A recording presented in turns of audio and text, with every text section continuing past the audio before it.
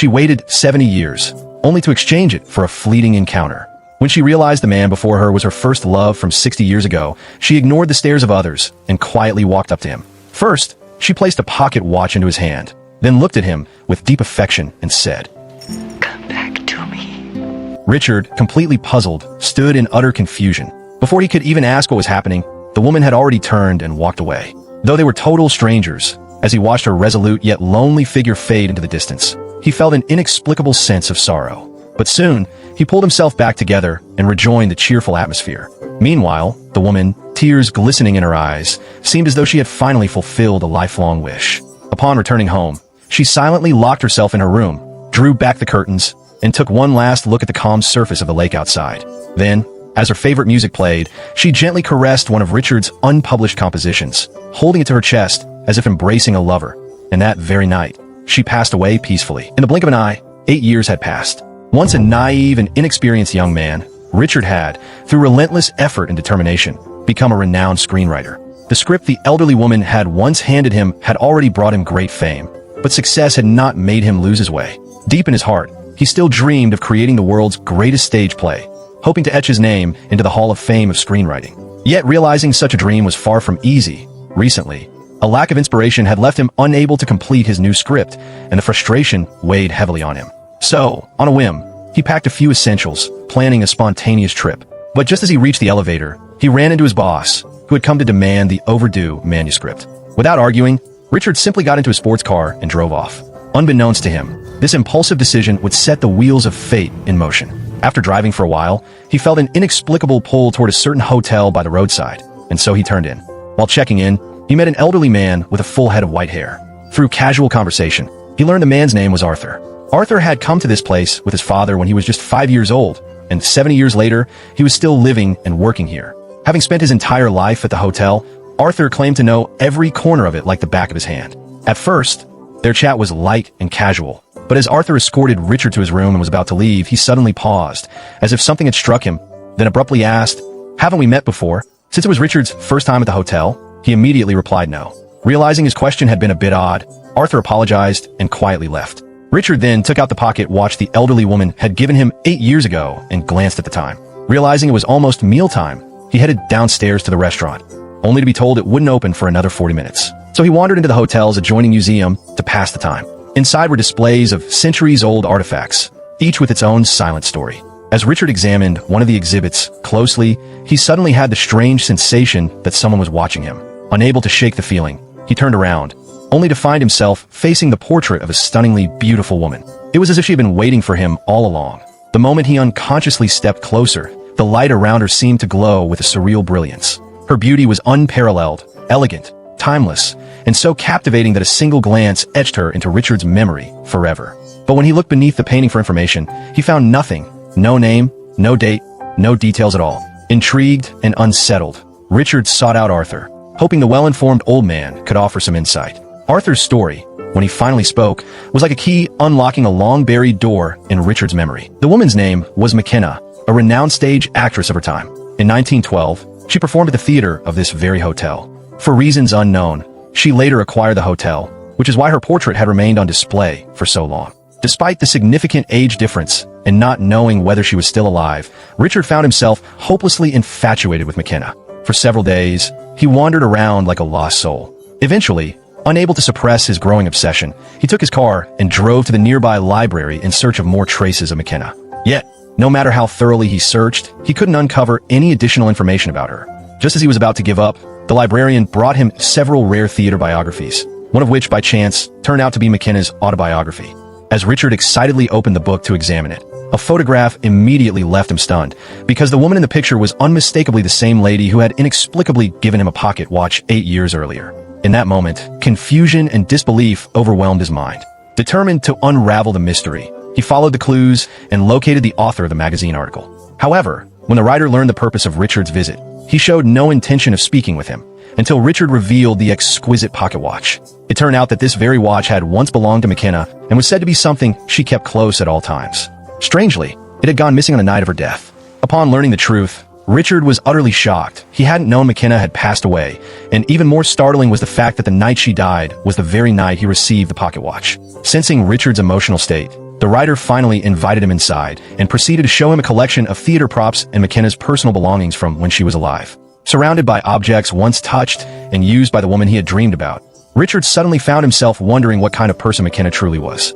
Hearing this, the writer responded with a note of regret, saying that in her youth, McKenna had been intelligent, sharp, lively, and cheerful. But after a hotel performance in 1912, she abruptly changed, becoming empty, lonely, and melancholic, as though burdened by endless, unspoken troubles.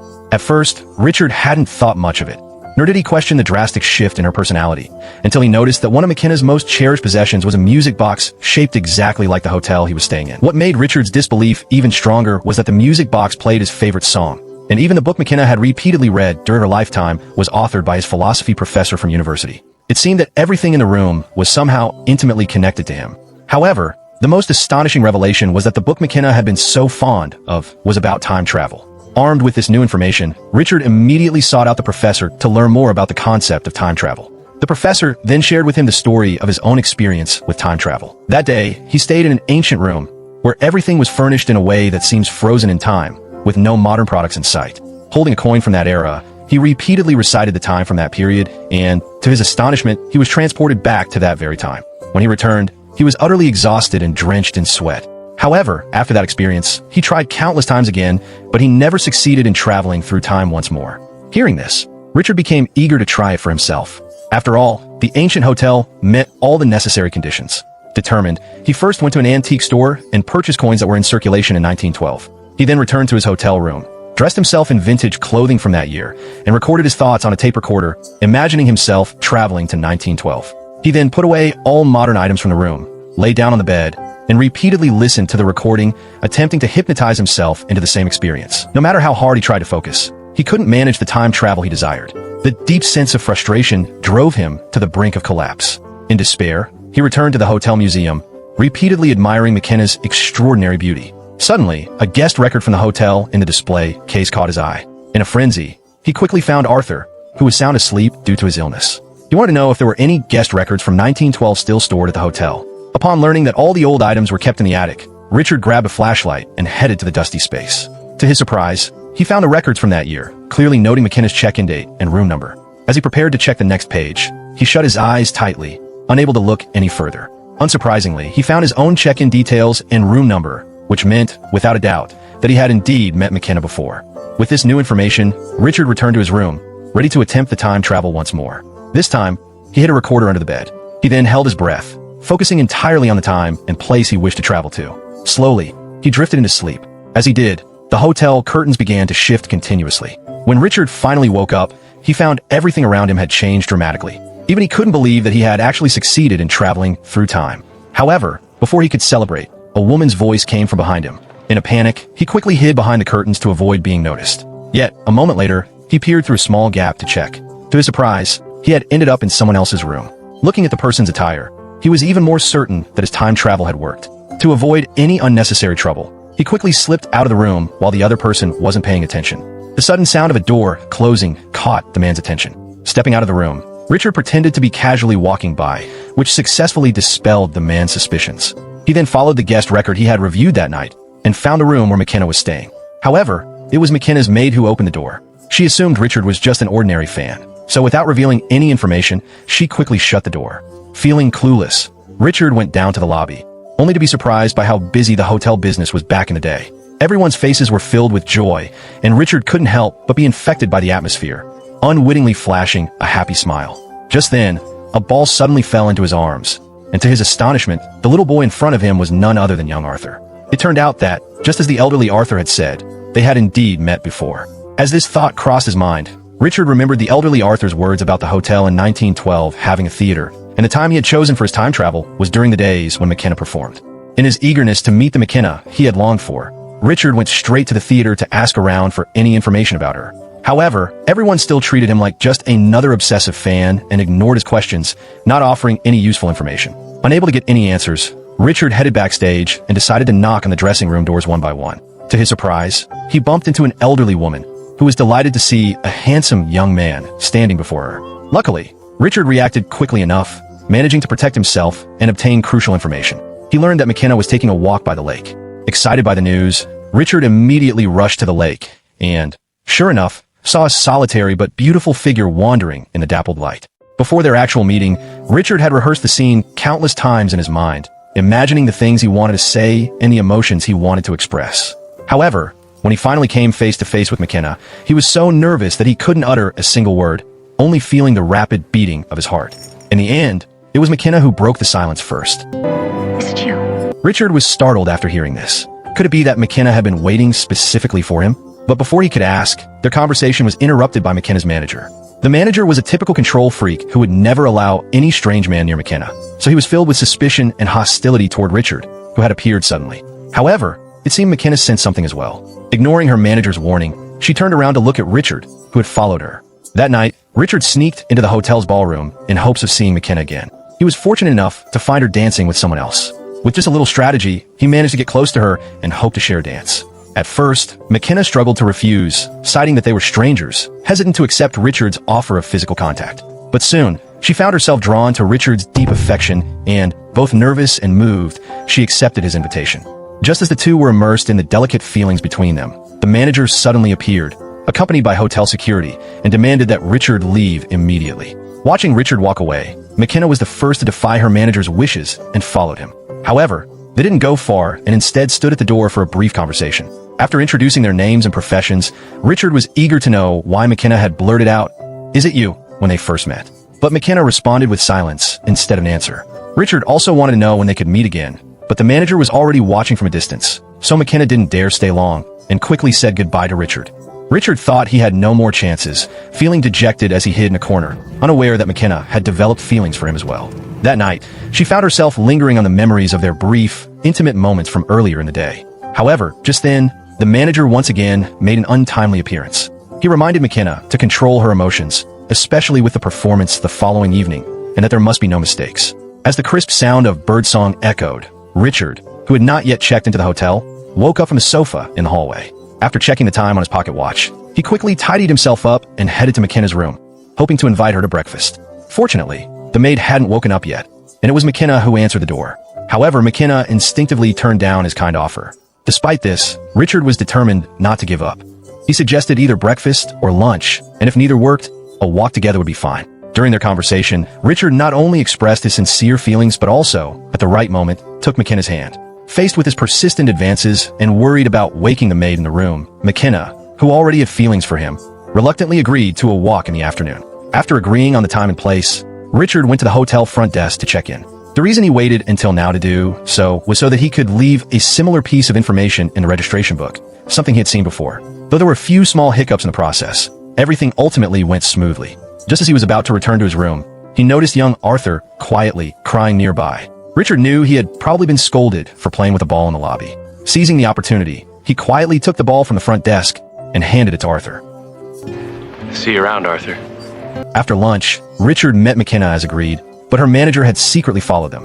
To avoid further interference from the manager, they quickly jumped into a carriage while he wasn't looking, leaving with a sense of freedom despite the manager's displeasure. They then traveled to a lakeside far from the hotel, where the sunlight was bright and the scenery was beautiful. The two spent a sweet and intimate time together, clearly displaying the affection of a couple in love. While Richard talked passionately about his work, McKenna simply gazed at his face, lost in thought. This time, McKenna finally opened up and explained why she had blurted out, "Is it you?" when they first met. It turned out that McKenna's manager had once predicted that a man would suddenly appear in her life, but this man would be a dangerous figure. Not only would he hinder McKenna's career, but he would also destroy her life. Because of this, McKenna had subconsciously rejected Richard at first. However, after spending the day together, she felt that Richard was not frightening at all and certainly couldn't bring her the misfortune the prophecy spoke of. After unburdening their hearts, the two went out on a boat together on the lake. Perhaps due to their excitement, Richard couldn't help but hum his favorite song. McKenna found it incredibly pleasant to listen to. When she learned that it was a masterpiece of a famous composer, she was a little incredulous because she knew the composer and was sure they hadn't created this piece. What McKenna didn't know was that the composer hadn't written it yet at the time. After spending a pleasant afternoon together, McKenna wanted to return to her room to rest and conserve her energy for the evening's performance. However, Richard, like a clingy puppy, strongly insisted on accompanying her to her room for a chat. Reluctantly, McKenna gave in. Both of them, aware of their mutual feelings, knew exactly what would happen next. But when Richard leaned in close, McKenna still trembled nervously. However, in the next moment, her anxiety turned into fear because her manager once again appeared for an uninvited interruption. The constant disturbances finally made McKenna, usually so gentle in nature, lose her temper. For the first time, she stood up as an independent individual and resisted her manager's excessive control. Not only that, but she also, in front of her manager, gave Richard a personal performance ticket, inviting him to come no matter what. As the beautiful music echoed through the theater, the stage play starring McKenna officially began. Richard sat in the audience, his gaze fixed on the female lead on stage. There was no denying that McKenna's performance was flawless, from her precise lines to her delicate micro-expressions, leaving the audience in awe. However, when the plot reached its climax, McKenna suddenly took it upon herself to alter the script. What was originally a character's evaluation turned into a subtle confession to Richard. This unexpected change caused a stir among the staff, with the manager growing so nervous that they stood up. Even the fellow actors, performing alongside her, were left speechless, unsure of how to respond. All they could do was widen their eyes and seek help from the staff on either side. Yet, McKenna continued, calm and composed, expressing her inner thoughts. "I cannot describe my feelings for you. The only words I can say are, I truly love you." Just when all the staff thought the performance might flop, the audience seemed to sense the sincerity, erupting into enthusiastic applause. When the performance came to a perfect conclusion, McKenna was called backstage for promotional photos. However, no matter how the photographer guided her, she couldn't manage to give the right smile. It wasn't until Richard stood in front of her that her lips curled into a gentle smile, and a look in her eyes seemed to freeze time. That small smile was enough to captivate the years. It was only then that Richard realized the breathtaking photo that had lingered in his mind was born because of his presence. Understanding the truth, Richard found himself lost in his sweet days. But just then, he suddenly received a letter from his manager requesting an urgent meeting. The letter mentioned that the matter was of great importance, so he didn't hesitate to head to the meeting location. The manager, clearly waiting for some time, immediately expressed his feelings with intense words as soon as he saw Richard. It turned out that the manager had been nurturing McKenna for over a decade. He believed that under his guidance, McKenna would undoubtedly become an accomplished top-tier superstar, and that he himself would be immortalized in history. But now, Richard's appearance threatened to disrupt all of this.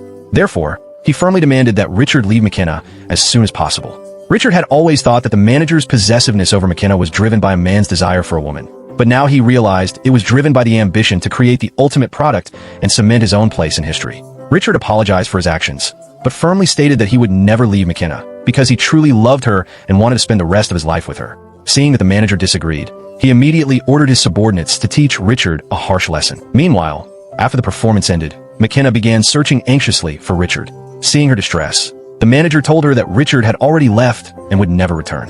From the manager's attitude, McKenna instantly understood everything. This time, she finally mustered the courage to speak her heart. "Your prediction is wrong. He will make me happy. I don't believe he would just leave without saying goodbye." After searching everywhere in vain, she made her way to Richard's room. It wasn't until the staff reminded her that it was time to head to the next performance that McKenna reluctantly left Richard's room. The next day, as the sunlight hit his forehead, Richard finally woke up in the dimness of the stable. After being beaten the night before, he had been bound and thrown into the stable. Once he managed to free himself, he rushed to McKenna's room, but no matter how hard he knocked, there was no response. The front desk clerk, seeing his distress, regretfully informed him that McKenna's theater troupe had already left after last night's performance. Richard was utterly despondent. He seemed to feel the kind of heart-wrenching, unrequited love that McKenna might have experienced in her later years. Just as he was lost in despair, he suddenly heard McKenna's voice calling out from a distance. It turned out that McKenna, willing to sever ties with her manager and sacrifice her glamorous career, had decisively chosen to stay because she firmly believed Richard would never betray her. Thus, their love, spanning across 70 years and different timelines, finally reached its intersection. Deep in the sweetness of their love, the two of them formed a lasting bond. For the next several days, they stayed in a hotel, talking about their dreams and sharing their pasts. However, the more blissful their life became, the more it seemed to invite unexpected challenges. One day, they started discussing marriage. McKenna felt that Richard's suit was an outdated style from 15 years ago and completely unsuitable for a groom's attire. But Richard, rather smugly, believed that the suit not only highlighted his figure, but also had several practical pockets. With that, he proudly pulled out a coin to show off. However, to his surprise, he discovered that the year on the coin had changed from 1912 to 1979. Suddenly, Richard remembered the words his mentor had once said about time travel and how it would stop. Before he could even say his goodbyes, an invisible force yanked him away from this world, leaving behind a confused McKenna, holding the golden pocket watch he had not had time to take, heartbrokenly calling out his name. When Richard opened his eyes again, he found himself lying on the cold floor, his back drenched in wetness. Everything around him had returned to the modern world. Reluctantly, he scrambled back into bed, desperate to return to the world where McKenna was still there. But no matter how hard he tried, he could never succeed. From that moment on, Richard became silent and withdrawn, no longer working or socializing. He spent his days wandering through the museum that held McKenna's photos or standing on the beach where they first met, lost in thought. When his friends finally found him, Richard's eyes were vacant and his face was pale. It turned out that he had been without food and water for 7 days. The doctors rushed to administer desperate life-saving measures, and not long after, Richard showed a smile of happiness. He had finally seen again the figure who had haunted his dreams.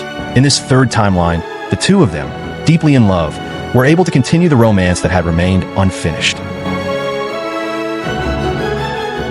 This film, directed by Genott Zwack and starring Christopher Reeve and Jane Seymour, is a 1980 fantasy romance. After just a glance at a photo of McKenna, Richard became inexplicably captivated by her, unable to forget her. Upon learning that there was a 70-year time gap between them, he didn't give up. Instead, driven by a sincere heart, he traveled back to the era when young McKenna lived.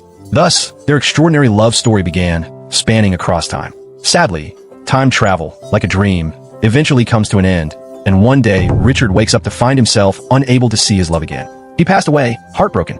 Richard's unwavering devotion to love is enough to bring tears to anyone's eyes. But McKenna's hopeless waiting for the unknown is even more heart-wrenching. After Richard unintentionally entered her life and then disappeared without warning, she never left the hotel where they first met, hoping for the day they would see each other again. She waited for nearly 70 years. Even though in her final days, she finally reunited with the man she had longed for, their immense age gap made it impossible for them to rekindle their past love. McKenna once expressed her true feelings through her performance. "Your arrival has brought ripples to my life, which once felt as still as dead water. Whether it was intentional or unintentional, whether it was a dream or reality, you gave me a reason to believe in the feelings I once doubted. If it weren't for your arrival, my heart might have withered away. It was you who showed me that I could love someone with all my heart, recklessly. In truth, there's a subtle connection between people. Although I didn't know who you were, the moment I saw you, I knew you were the one I've been waiting for all along." Perhaps some might pessimistically believe that pure and simple love is a rare gift, something that can't be sought, and in the face of reality, this kind of emotion might seem like a mere illusion. But no one is destined to be alone, and someone will eventually appear in your life like a miracle. Before that person arrives, you can either seek them out or wait in peace, but the most important thing is to remain hopeful, to believe that luck will come, and that one day, the lonely soul will finally be filled. And with that, today's movie review comes to an end. Thank you all for your likes and comments, and we'll see you next time.